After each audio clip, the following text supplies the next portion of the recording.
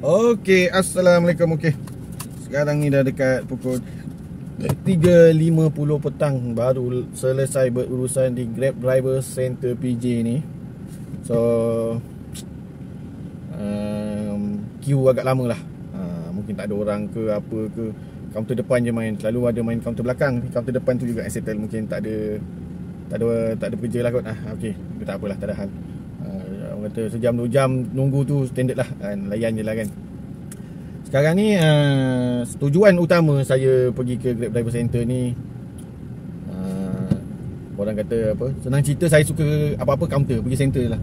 Online ni, walaupun zaman dah canggih, online ni tetap agak macam still problem lah. Tapi kita layan je.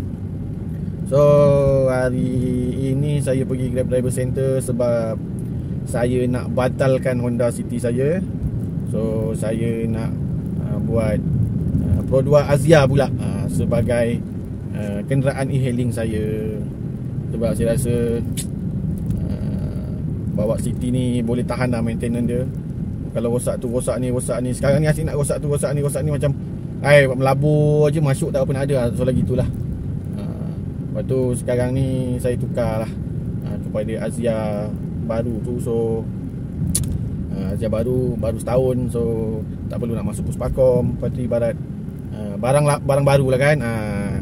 InsyaAllah lah, orang kata tak adalah berapa macam-macam sangat nak rosaknya.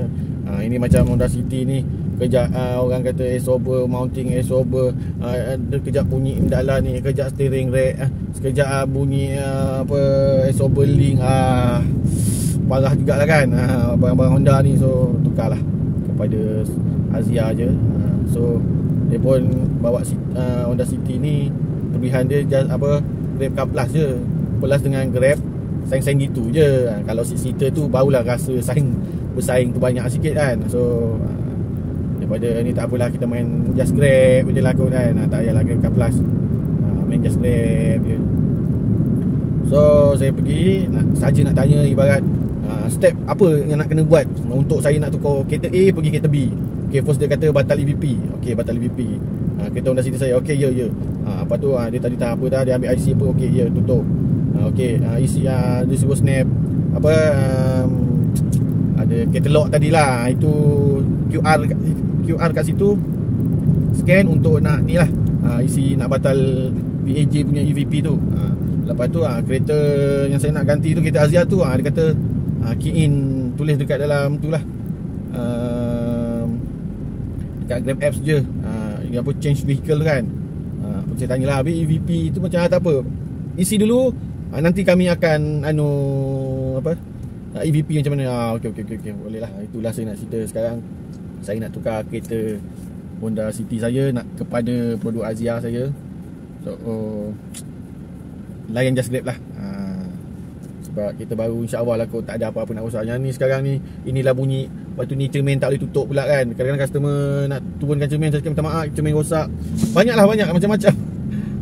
Dia mula dah. Kereta 2017, 18, 19, 20, 21, 22, 23, 24, 25, dah 7-8 tahun ni kereta kan.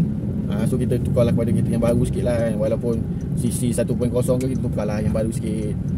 Tak adalah nak ada Puspakom lagi kan. So itu sajalah saya nak borak. Kalau ada apa-apa info terbaru, saya info lah. Assalamualaikum.